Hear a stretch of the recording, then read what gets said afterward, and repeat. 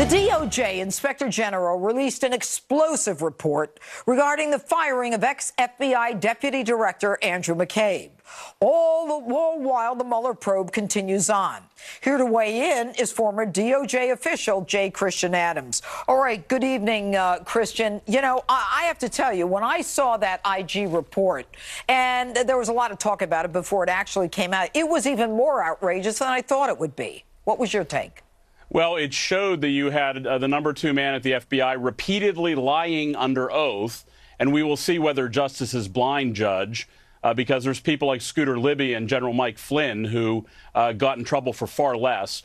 The #2 man at the FBI repeatedly lying under oath to FBI agents, to the Inspector General, leaking information, coordinating a political hit job with his friend. On texts we know about. I mean, it really opens up your eyes to how politicized things became under Eric Holder, Loretta Lynch, and Barack Obama. You know, Christian, we know from the texts that we've seen, you know, the drip, drip, drip of the Andrew McCabe and his subordinate Strzok and then Lisa Page. And it is absolutely stunning. I mean, should we believe that the FBI is a political operation? Well, we know now that it was, at least during the presidential election.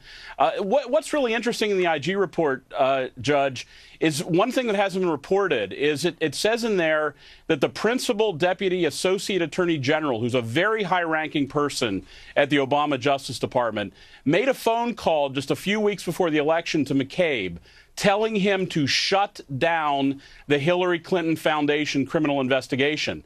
That was the most staggering thing in the report to me. Christian, I'm going to interrupt you. The principal deputy, who is this? Well, he's not named in the IG report. That's part of the mystery. I suspect somebody will figure out who it was. Bill Baer was a principal deputy AG around that time. Maybe it was him, maybe it wasn't. But the point is, this is a top-level DOJ official called the FBI and said, shut down the Hillary Foundation investigation.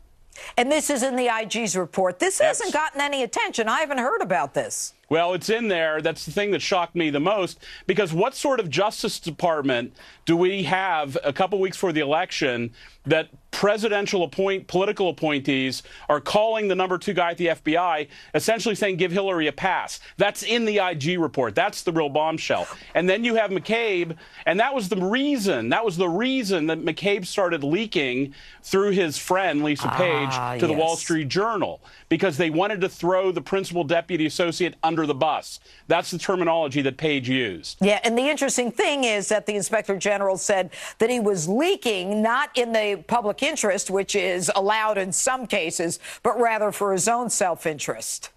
Right, and go ahead.